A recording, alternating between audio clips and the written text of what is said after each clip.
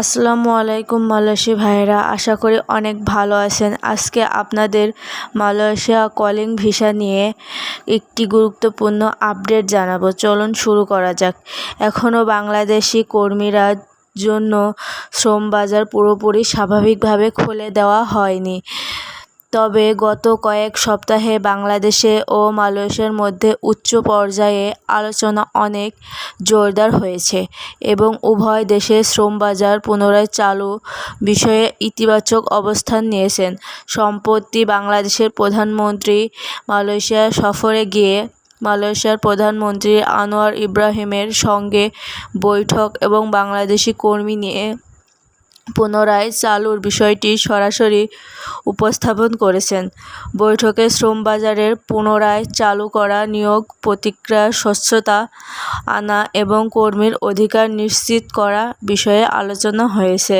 বর্তমানে মালয়েশিয়ার সরকার অতীতে বিভিন্ন অনিয়মে অতিরিক্ত রিক্রুটিং খরচ, ভুয়া চাকরির অফার এবং শ্রমিক ঘোষণার অভিযোগভাবে গুরুত্বপূর্ণ দিয়ে নতুন নিয়োগ ব্যবস্থার উপর কাজ করেছে। 2023-2024 সালে অনেক বাংলাদেশি কর্মী মালয়েশিয়ায় গিয়ে প্রতিশ্রুতি চাকরি না পাওয়ার বড় ধরনের সমালোচনা তৈরি হয়েছিল। সেই কারণে মালয়েশিয়া নতুন করে শ্রমিক নেওয়ার আগেই নিয়োগ ব্যবস্থা আর নিয়ন্ত্রণ স্বচ্ছ করতে চায়। 2026 সালে মালয়েশিয়া কর্মীদেশী জন্য বিশেষ কোটা আবেদন প্রক্রিয়া চালু রেখেছেন এবং বিভিন্ন অনুমোদন খাতে শ্রমিকের চাহিদা যাচাই করেছেন। নির্মাণ, উৎপাদন, কৃষি, প্ল্যান্টেশন এবং সেবা খাতে এখনও বিদেশি শ্রমিকের প্রয়োজন রয়েছে।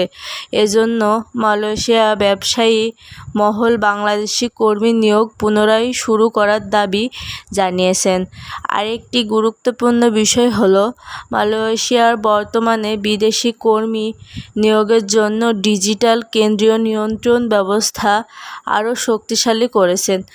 নতুন প্রযুক্তি ভিত্তিতে ইমিগ্রেশন সিস্টেম এবং কর্মীর ব্যবস্থা প্ল্যাটফর্ম চালুর মাধ্যমে ভুয়া নিয়োগ, কোটা জালিয়াতি এবং মধ্যস্বত্বভোগীর প্রভাব কমানোর চেষ্টা করেছেন।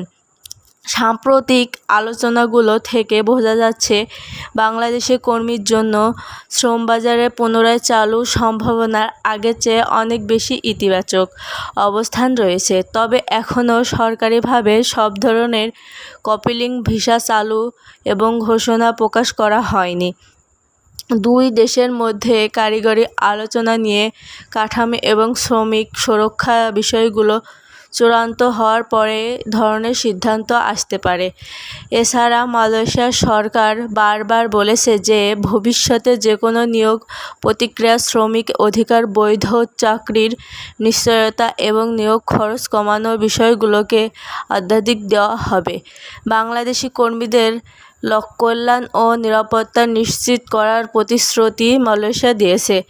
সব মিলিয়ে 2026 সালে সর্বশেষ পরিস্থিতি অনুযায়ী বলা যায়, মালয়েশিয়া কলিং ভিসা সম্পূর্ণভাবে উন্নত হওয়ায় আনুষ্ঠানিক ঘোষণা এখনও আসেনি, তবে শ্রম বাজার পুনরায় চালুর জন্য দুই দেশের মধ্যে সক্রিয় আলোচনা চলছে। রাজনৈতিক সুস্থিরতা রয়েছে এবং শ্রমিক নিয়োগের নতুন কাঠামো তৈরির কাজ এগিয়ে যাচ্ছে।